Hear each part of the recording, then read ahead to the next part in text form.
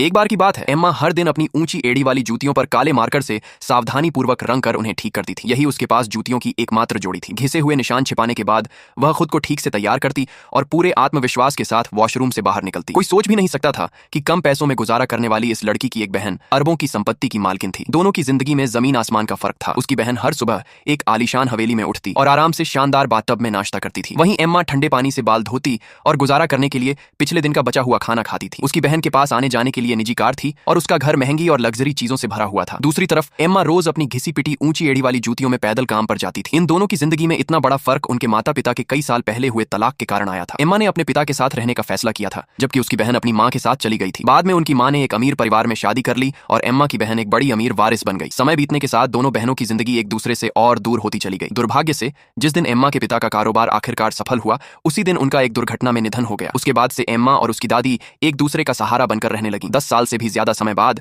Emma एक जरूरी meeting के लिए गई और अचानक उसकी मुलाकात अपनी बहन से हो गई। उसकी बहन की नजर तुरंत एम्मा के पुराने और घिसे हुए जूतों पर पड़ी और उसने उसे तिरस्कार भरी नजरों से देखा। अपनी कमजोरी दिखाने से बचने के लिए एम्मा ने झूठ बोल दिया और कहा कि उसकी खुद की एक कंपनी है, लेकिन असलियत ये थी कि वह सड़क किनारे एक छोटे से ठेले पर हॉट डॉग बेचकर अपना गुजारा करती थी। उसकी बहन को उसकी बात पर बिल्कुल विश्वास नहीं हुआ। तब एम्मा ने एक और झूठ बोल दिया और कहा कि उसका एक बेहद हैंडसम और कामयाब बॉयफ्रेंड है। यह सुनकर उसकी बहन को और भी शक हुआ। उसे याद था कि एम्मा के सोशल मीडिया पर सिर्फ उसकी अपनी तस्वीरें थीं और कहीं भी किसी बॉयफ्रेंड का कोई जिक्र नहीं था। इसलिए उसकी बहन ने जानबूझकर अगले हफ्ते होने वाली एक बड़ी पार्टी में एम्मा को बुलाया और साफ कह दिया कि वह अपने बॉयफ्रेंड को भी साथ लेकर आए। अब एम्मा बुरी तरह फंस गई थी। जिस परफेक्ट बॉयफ्रेंड की उसने कहानी बनाई थी, वह असल में सिर्फ उसका बचपन का एक पेन पाल था